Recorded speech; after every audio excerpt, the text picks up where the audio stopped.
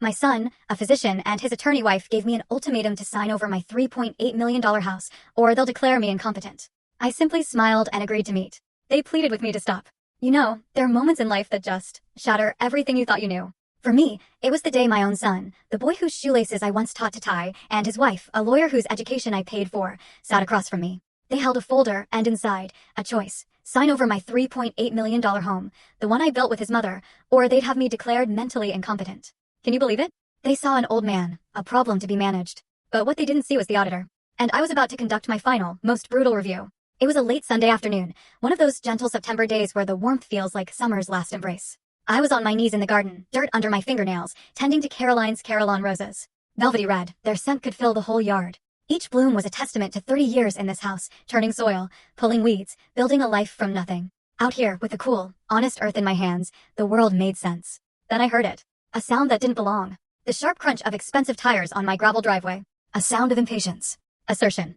I didn't need to look up to know whose car it was. A silver German sedan, the kind that cost more than the first house Caroline and I ever bought. Slowly, I got to my feet, wiping my hands on my trousers. Daniel and Amelia emerged. They weren't dressed for a casual Sunday visit. Daniel, in a crisp polo and tailored slacks, looked like he'd just left the country club. Amelia, in a sharp dark pantsuit, her leather briefcase clutched tight, seemed to have come straight from a hostile negotiation. She was always dressed for battle, you know? I just never thought the battle would be with me. Dad. Daniel's voice wasn't a greeting. It was an announcement. No warmth, just a clinical assessment. You shouldn't be doing that kind of work. You could fall.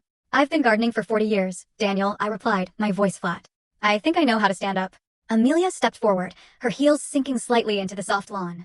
Her eyes swept over the property, not seeing the climbing roses or the ancient oak, but calculating square footage, property value.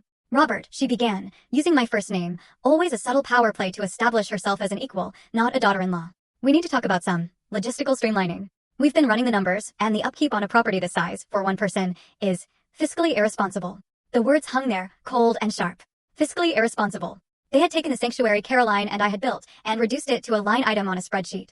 The house is paid for, Amelia. It has been for 20 years, I said, walking towards the stone patio. I didn't invite them in. Daniel followed, placing a hand on my shoulder. His touch felt proprietary, like a doctor examining a patient without their consent. Dad, it's not just about the full story on the channel. Link below. Click now and watch what happened next.